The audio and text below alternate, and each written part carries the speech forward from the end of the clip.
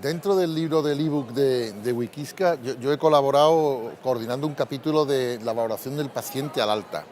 Entonces le pedí primero a Nieves Romero, que es una cardióloga del Hospital Virgen del Rocío de Sevilla, que hiciera cómo evaluamos el tratamiento al alta, la prevención secundaria, el mantenimiento del tratamiento, sobre todo con el tema de los fármacos antiagregantes, el mantenimiento y la insistencia de mantenerlos al año, la doble antiagregación, los beta bloqueantes, el control del colesterol, en fin, todos los factores de riesgo que el paciente tiene si es diabético, por supuesto, y después todo lo que es la prevención secundaria y todo lo que conlleva evitar que el paciente vuelva a ingresar.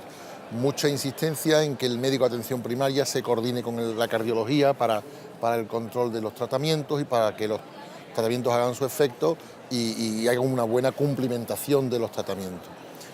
El segundo capítulo que dentro de mi edición es el que corresponde a la rehabilitación cardíaca. La rehabilitación cardíaca tiene un papel importantísimo en la reincorporación a la vida normal del paciente después de un síndrome coronario agudo, y entonces Ignacio Sáenz, también del Virgen del Rocío, ha escrito ese capítulo diseñando y describiendo cómo debe hacerse la rehabilitación en casos de síndrome coronario agudo con determinadas patologías, si se debe hacer de rehabilitación en el hospital y en qué casos, si se puede hacer rehabilitación a domicilio.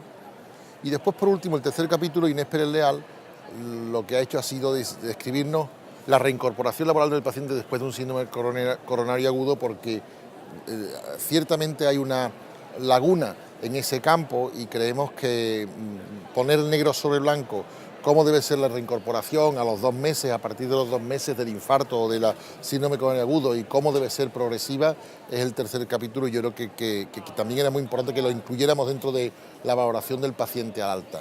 Estos son los 3 capítulos que yo he coordinado y que yo he ordenado, y la verdad es que creo que estoy satisfecho porque han quedado muy bien los 3. En el capítulo que ha coordinado Alberto San Román desde el Clínico de Valladolid, que yo soy uno de los autores de un capítulo, es la imagen en el síndrome coronario agudo. Y bueno, la primera parte habla de la ecocardiografía basal, que es el reconocimiento muy importante en el síndrome coronario agudo a pie de cama. Eso es la gran ventaja que tenemos con la ecocardiografía basal para evaluar los pacientes. En el síndrome coronario agudo, por un lado, la valoración de la situación del enfermo en cuanto a la función cardíaca, alteraciones regionales, y por otro lado la evaluación de las complicaciones cardíacas en el infarto. Por otro lado, el diagnóstico diferencial con otras patologías severas en el dolor torácico. Eso es la primera parte. La segunda parte lo han escrito los compañeros de Vallebrón sobre ecoestrés y técnicas nucleares, haciendo hincapié sobre todo que el ecoestrés en la evaluación del dolor torácico, sobre todo se debería usar el ecoesfuerzo cuando es posible. Como segunda opción, la eco con dobutamina. Y, por supuesto, como en Vallebrón hay mucha experiencia sobre las técnicas nucleares, explicando las ventajas de un SPECT en el dolor torácico, en el infarto como en el diagnóstico diferencial, ¿no? Así que eso se ilustra con bastantes imágenes de su parte. Y la tercera parte de ese capítulo de imagen viene del Clínico de Madrid sobre el TAC y la resonancia magnética.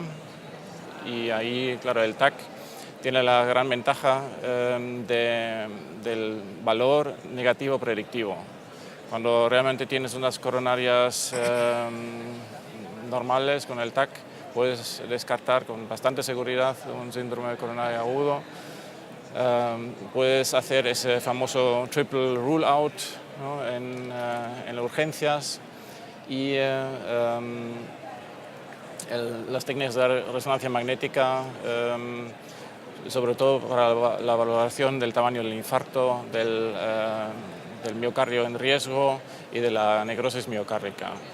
Eso es el resumen de nuestro capítulo de imagen en el síndrome coronario agudo.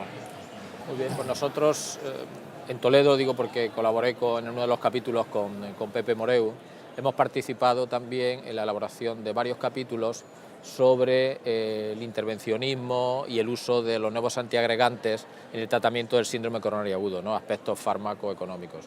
Está claro que el síndrome coronario agudo, que es la base de los capítulos del libro, pues es un proceso que consume bastantes recursos, como sabemos muy bien, y conviene, además es una patología en cuanto al uso de recursos y de terapia muy cambiante, ¿no? Es de un gran interés, y entonces los médicos tenemos muchas veces la tendencia a utilizar fármacos sin haberlo evaluado y sin haber sopesado sus ventajas y tal.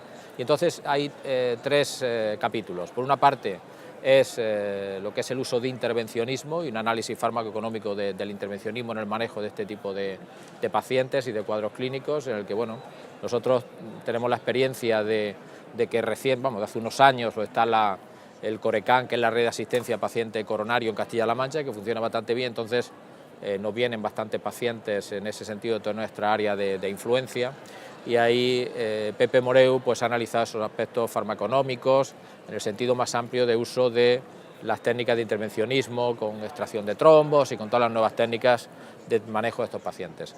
Yo más directamente trabajé en el capítulo dirigido a los nuevos antiagregantes, que es, como sabéis, un área muy cambiante en el que a veces nos cuesta trabajo discernir en qué paciente podemos aplicar uno u otro, con qué beneficio y en qué situaciones, por tanto, es más rentable el uso de determinados fármacos.